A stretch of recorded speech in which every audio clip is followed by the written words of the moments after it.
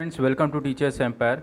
Hello friends, welcome to Teachers Empire. आज की इस वीडियो लेक्चर में मैं डिस्कस करूंगा कुछ मोस्ट एक्सपेक्टेड एमसीक्यू को, जो कि इंपॉर्टेंट होंगे उत्तराखंड एलटी के एग्ज़ाम के लिए। ये एलटी के एग्ज़ाम के लिए इसलिए इंपॉर्टेंट होंगे क्योंकि ये सभी जो एमसीक्यू होंगे वो एलटी के सिलेबस के अकॉर्डिंग ही हम कराएंगे, और इसलिए आपसे निवेदन है कि जो एलटी वाला विद्यार्थी है वो इस वीडियो को पूरा देखे। अगर मैं आज के टॉपिक की बात करूं साथियों, तो मैं आज जो पहला टॉपिक कवर करूंगा उनमें से आपका वही अधिगम शब्द को मैं पहले कवर करूंगा, क्योंकि अधिगम शब्द एक ऐसा शब्द है जो आपके इस सिलेबस में सबसे ज़्यादा बार दिया गया है। अगर आप नीचे को देखें, ये इस प्रकार के जो शब्द इसमें दिए गए हैं, अधिगम करता, और इसमें अधिगम का अर्थ, अधिगम की अभिप्रेरणा, अधिगम पर इसका प्रभाव, तो जो ये शब्द हैं इन्हीं शब्दों से रिलेटेड क्वेश्चन आएंगे। लेकिन ध्यान दीजिएगा, इसके अलावा जो मैं क्वेश्चन लाया हूँ वो एक तो आपका शिक्षण को प्रभावित करने वाले कारक, यानी जिसमें आपका अधिगम के पठार वगैरह आते हैं, इसके साथ साथ आरटी 2009 के भी कुछ क्वेश्चंस मैं लाया हूँ। तो चलिए अब मैं बढ़ता हूँ आज के क्वेश्चंस की ओर। पहला क्वेश्चन जो आपके सामने है कि सीखने के पठार के निराकरण के लिए क्या नहीं करना चाहिए। ध्यान दीजिएगा, ये पूछ रहा है कि क्या नहीं करना चाहिए। बात कर रहा है निराकरण की, यानी उसको वेनिश करने की, उसको हटाने की। तो सीखने का पठार हमारी पठन सामग्री में या हमारी पठन की गति में रुकावट ना डाले, इसके लिए हमें क्या करना चाहिए। क्या सीखने वाले को प्रेरित और प्रोत्साहित करना चाहिए, सीखने की अच्छी विधि का प्रयोग करना चाहिए, उसे दंडित करना चाहिए, या इनके कारणों का अध्ययन करना चाहिए। तो जो इसका सही आंसर होगा, आप अगर क्वेश्चन को ध्यान से देखें तो उसने पूछा है कि सीखने के पठार के निराकरण के लिए, यानी हमने ऐसा काम करना है जिससे सीखने का पठार हम में ना आए। सीखने का पठार मतलब होता क्या है, जो आपकी सीखने में जो रुकावट आ जाती है। फॉर एग्जांपल, अगर कोई व्यक्ति बचपन से पढ़ रहा है, खासतौर पे ऐसा जब महिलाओं के साथ होता है कि वो शादी के बाद कुछ साल तक उनका गैप हो जाता है, तो इसी गैप को हम लोग क्या कहते हैं, सीखने का पठार कहते हैं। लेकिन वो इसके बाद फिर से तैयारी शुरू करते हैं, यानी एक बार शिक्षा की गति में रुकावट आ जाने के बाद दोबारा अगर आप उसी रिदम में अपनी शिक्षा को चालू रखते हैं, तो वही क्या है, एक तरीके से सीखने का पठार है। लेकिन आपसे ये पूछ रहा है कि ऐसा सीखने का पठार ना बने, इसके लिए हमें क्या नहीं करना चाहिए। पहली बात है, सीखने वाले को प्रेरित और प्रोत्साहित करना चाहिए। ये बिल्कुल सही होगा, क्योंकि जब हम सीखने वाले को प्रेरित और प्रोत्साहित करेंगे तो स्वाभाविक सी बात है कि सीखने का पठार नहीं बनेगा। दूसरा ये कह रहा है कि सीखने की अच्छी विधि का प्रयोग करना चाहिए। ये भी बिल्कुल सही बात है। जब हम सीखने की अच्छी विधि का प्रयोग करेंगे तभी आगे वाले का इंटरेस्ट सीखने में बढ़ेगा, और इससे उसका मन लगे रहेगा, और अधिगम का पठार जैसी कोई बाधा ही उसमें नहीं आएगी। जो आपका चौथा ऑप्शन है, इनके कारणों का अध्ययन करना चाहिए। आखिर वो शिक्षण का पठार बना क्यों? क्या बालिका का उसमें इंटरेस्ट नहीं है, उस वजह से नहीं बना, या अध्यापक उस विषय को सही से नहीं पढ़ा रहा है और बालक का उसमें इंटरेस्ट क्रिएट नहीं हो पा रहा है, या वो उस वजह से नहीं बना? हमको उसके कारणों का अध्ययन भी करना चाहिए। लेकिन जो इसमें ऑप्शन नंबर सी दिया गया है कि उसे दंडित करना चाहिए, ये बिल्कुल गलत आंसर है। और उसने पूछा है कि क्या नहीं करना चाहिए, तो यही इसका सही आंसर होगा कि उसे हमें दंडित करना चाहिए। ये बिल्कुल क्या है, हमने नहीं करना चाहिए। अब मैं बढ़ता हूँ नेक्स्ट क्वेश्चन की ओर। उम्मीद है क्वेश्चन आपके समझ में आ जाएगा। इसने पूछा था कि नहीं करना चाहिए, तो हमें उसे दंडित नहीं करना चाहिए, यही इसका सही आंसर है। ये क्वेश्चन जो कि मैंने आपको पिछली वीडियो में भी कराया था। उम्मीद है कि इस वीडियो में आप मुझे इसका आंसर कमेंट बॉक्स में देंगे कि जिस वक्र रेखा में प्रारंभ में सीखने की गति क्या होती है, तीव्र होती है, लेकिन बाद में यह गति क्रमशः मंद हो जाती है, ठीक है, तो उसे हम किस प्रकार का अधिगम पठार कहते हैं। ऑप्शन ए है आपके पास उन्नतोदर वक्र, बी है आपके पास नतोदर वक्र, सी है मिश्रित रेखा वक्र, और वक्र रेखा नहीं होती है। इसके आंसर का मुझे आपका कमेंट बॉक्स में इंतजार रहेगा। नेक्स्ट जो आपके सामने क्वेश्चन आता है वो है कि अनुबंधन की प्रक्रिया में प्रथम सोपान निम्नलिखित में से कौन सा है। उत्तेजना, आवृत्ति, सामान्यीकरण, या इनमें से कोई नहीं। इसका जो सही आंसर है उत्तेजना। अनुबंधन आपको पता है, जब स्टिमुलस और रिस्पॉन्स के बीच में जो अनुबंधन हमारा बनता है, जो बॉन्ड हमारा बनता है, उसी को हम लोग क्या कहते हैं, अनुबंधन कहते हैं। और अनुबंधन के जनक मैंने पिछली बार बताया था, इवान पी पावलो को कहा जाता है। नेक्स्ट क्वेश्चन जो आपके सामने है कि संवेग की उत्पत्ति से होती है, आदतों से, मूल प्रवृत्तियों से, शारीरिक विकास से, या संप्रतियों के निर्माण से। इसका जो सही आंसर है, संवेगों की उत्पत्ति मूल प्रवृत्तियों से होती है। बढ़ता हूँ अब मैं नेक्स्ट क्वेश्चन की ओर। अभिप्रेरण के लिए अक्षर किस शब्द का प्रयोग किया जाता है, संवेग का, आवश्यकता का, भावना का, या प्रत्यक्षीकरण का। इसका जो सही आंसर होगा कि अभिप्रेरण यानी आपका मोटिव के लिए हमेशा ज़्यादातर आवश्यकता का प्रयोग किया जाता है, यानी जब व्यक्ति को आवश्यकता होगी किसी चीज़ की तभी वो उसको पाने की लालसा रखेगा, और वही इसकी पाने की लालसा उसको अभिप्रेरित करेगी, यानी उसको मोटिवेट करेगी। हो सकता है इनमें से कुछ क्वेश्चन पिछली बार के रिवाइज क्वेश्चन भी हों, लेकिन इस सीरीज़ में आपको बहुत सारे नए क्वेश्चन देखने को मिल सकते हैं, क्योंकि ये पीपीटी पूरी एक ही होती है, तब मुझे ध्यान नहीं रहता कि मैंने कौन से पहले कराए थे और कौन से मैं अभी करा रहा हूँ। बढ़ता हूँ मैं नेक्स्ट क्वेश्चन जो आपके सामने है कि बच्चों में संवेगात्मक समायोजन कब प्रभावी होता है। ऑप्शन ए है आपके पास व्यक्तिगत निर्माण में, कक्षा शिक्षण में, अनुशासन में, या ये सभी। उसने आपसे जो भारी भरकम पद शब्द पूछ लिया, संवेगात्मक समायोजन, इसका मतलब ये होता है कि जो आपका इमोशनल, जो आपका इक्विलिब्रियम होता है, वो किस बात में प्रभावी होता है।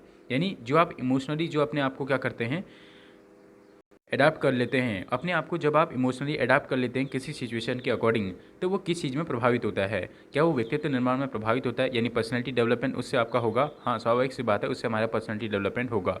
क्या वो कक्षा शिक्षण में भी प्रभावी होगा? वो कक्षा निरीक्षण में भी प्रभावी होगा।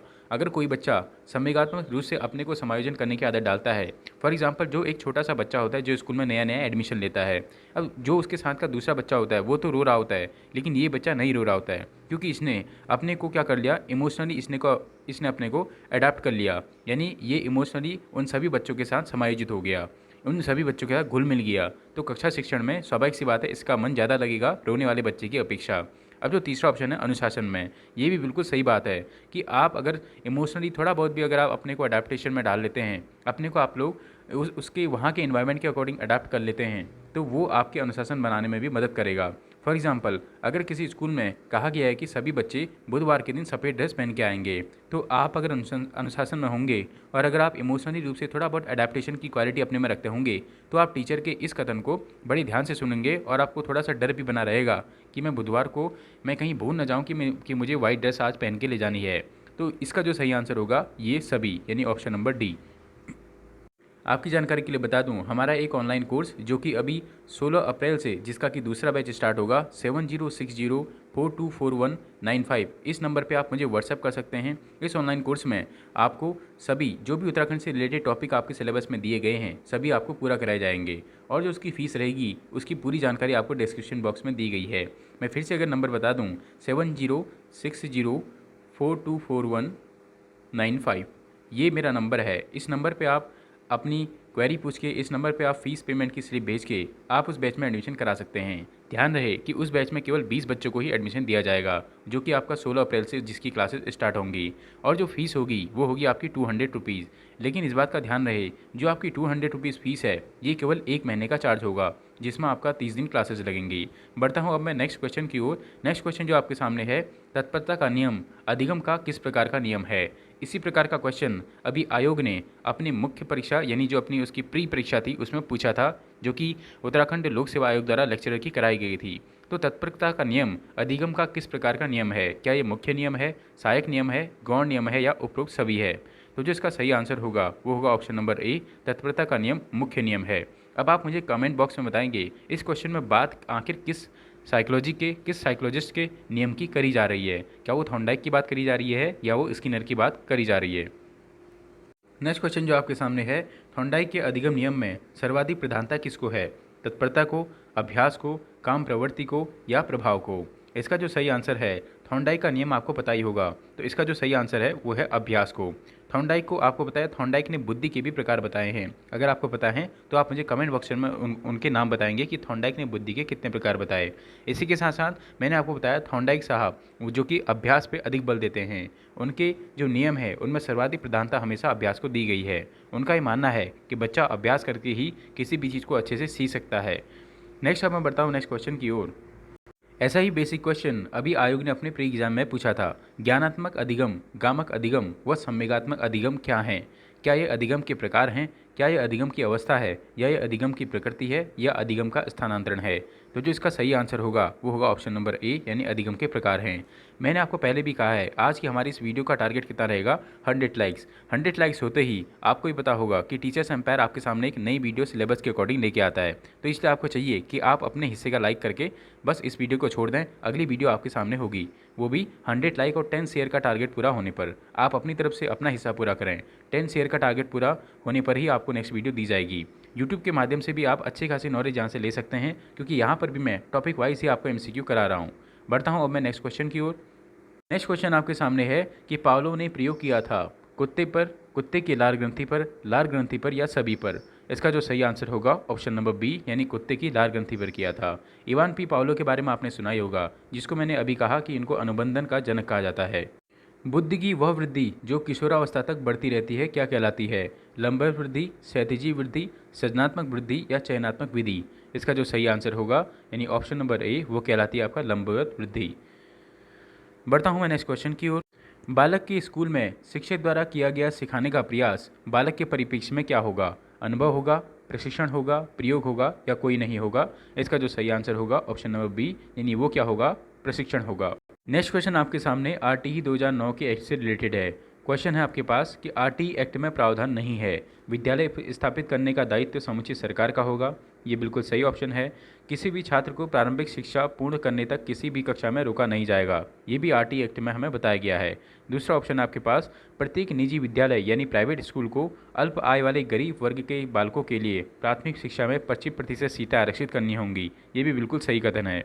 डी ऑप्शन जो आपको बता रहा है कि पूर्व विद्यालय शिक्षा का प्रभावी रूप में प्रावधान किया गया है। पूर्व विद्यालय शिक्षा का प्रभावी रूप में प्रावधान ऐसा आपको आरटीई 2009 में देखने को नहीं मिलता है। क्वेश्चन था आपके पास कौन सा प्रावधान नहीं है, तो ऑप्शन नंबर डी ही इसका सही आंसर होगा। ये वो क्वेश्चन है जो कि आरटीई 2009 से ही संबंधित है। इस क्वेश्चन को मैं आपके लिए छोड़ जा रहा हूँ, नेक्स्ट वीडियो में मैं आपको इसका आंसर जरूर दूंगा। क्वेश्चन है, भारतीय संविधान का अनुच्छेद 21 से किससे संबंधित है? ऑप्शन आपको दिख रहे होंगे, कमेंट बॉक्स में वीडियो को पॉज करके आप तुरंत जवाब दे सकते हैं। आरटीई 2009 के अधिनियम के अनुसार अध्यापकों से कौन कौन से गैर शैक्षणिक कार्य करवाए जा सकते हैं? जनगणना सही है, आपदा राहत बिल्कुल सही है, चुनाव संबंधी भी बिल्कुल सही है, यानी ये सभी कार्य एक अध्यापक से सरकार करा सकती है। ये जो क्वेश्चन है ये आपके अभिप्रेरणा वाले टॉपिक से लिया गया है। 5 से 10 तक पहाड़ी सुनाने पर एक चॉकलेट दिया जाएगा, यह तथ्य किस प्रकार के पुनर्बलन को दिखाता है? निश्चित अंतराल पुनर्बलन को, निश्चित अनुपात पुनर्बलन को, या 100% अनुसूची को, या परिवर्तन अंतराल को? ये दोनों ऑप्शन आपको खाली लुभाने के लिए दिए गए हैं। आंसर इन दोनों में से एक है। उसका जो सही आंसर है वो आपसे कह रहा है कि 5 से 10 तक पहाड़ी सुनाने पर, यानी आपको एक फिक्स टर्म दिया गया है, आपको एक फिक्स क्राइटेरिया दे दिया गया है, यानी आपको एक निश्चित अंतराल दे दिया गया है। तो जो इस प्रकार का पुनर्बलन होगा वो क्या होगा? निश्चित अंतराल वाला पुनर्बलन होगा। नेक्स्ट क्वेश्चन जो आपके सामने है, कौन सी सिद्धांत का प्रयोग जटिल कार्य को सिखाने में किया जा सकता है? ऑप्शन ए है आपके पास क्रिया प्रसूत अनुबंधन का सिद्धांत या पुनर्बलन का सिद्धांत। इसका सही आंसर होगा ऑप्शन नंबर ए, क्रिया प्रसूत अनुबंधन का सिद्धांत। मैं फिर से कह रहा हूँ, 100 लाइक्स का टारगेट पूरा होने पर और 10 शेयर का टारगेट पूरा होने पर आपके सामने नई वीडियो आ जाएगी। अगर किसी को भी ऑनलाइन कोर्स लेना हो तो वो 7060424195 में मैसेज छोड़ के पूरी जानकारी ले सकता है। चलिए, थैंक यू।